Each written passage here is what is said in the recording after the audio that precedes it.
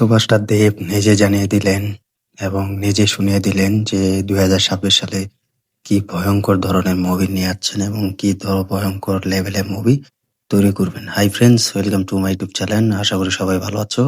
সুভাষচন্দ্র দেব কিন্তু তার নিজের মুখে শুনিয়ে দিলেন যে ২০২৬ সালে কি ধরনের মুভি তৈরি করবে।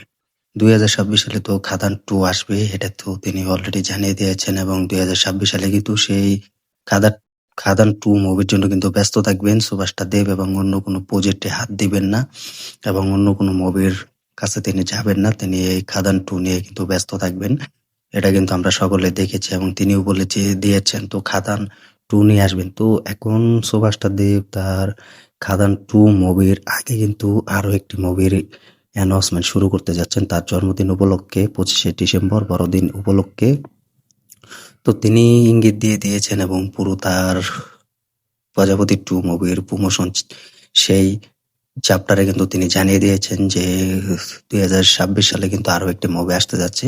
তো এটি খুব তাড়াতাড়ি আমি প্রকাশ করব এবং খুব তাড়াতাড়ি বলে দিব। তো এটা কিন্তু তিনি নিজে জানিয়ে দিয়েছেন।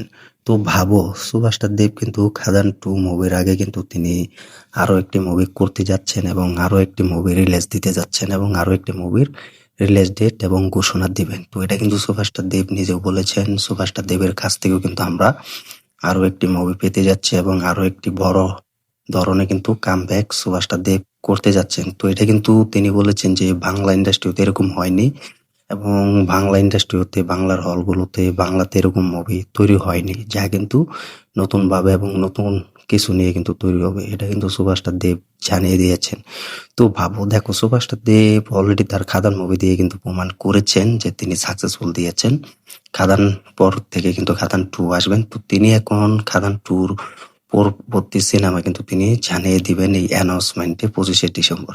তো এটা সুভাষচন্দ্র দেবের কাছ থেকে আশা করছি আমরা। তো তিনি বড় লেভেলের এবং বড় স্কেল নিয়ে কিন্তু সেই বড় ধরনের মুভি কিন্তু তৈরি করবেন। তো এটা কিন্তু তিনি অলরেডি জানিয়ে দিয়েছেন। তো আমরাও চাই যেন সুভাষচন্দ্র দেবের কাছ থেকে এরকম ভালো একটা বক্স অফিসের মুভি তৈরি এবং ভালো একটা বক্স অফিস মুভি যেন তিনি আমাদের এবং ফ্যান্সদের মাঝে, ভক্তদের মাঝে, দর্শকদের মাঝে নিয়ে আসুক এবং উপহার দিক।